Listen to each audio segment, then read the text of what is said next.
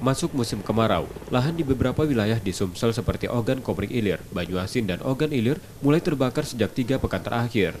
BPBD Sumsel menyebut meski tahun ini Sumsel mengalami kemarau basah, namun kewaspadaan tetap ditingkatkan karena sebaran titik panas saat ini mulai meningkat, mencapai 209 titik pekan ini.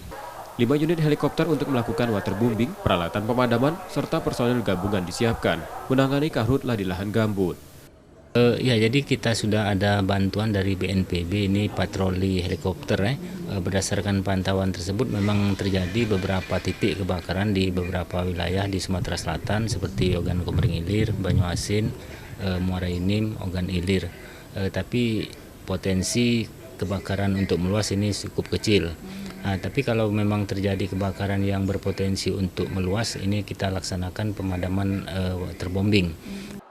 Sepanjang tahun ini, 472 hektar lahan di Sumsel terbakar, terluas di Musirawas dan Musirawas Utara. Reski Oktora, Muklas Diferensial, Kompas TV, Palembang, Sumatera Selatan.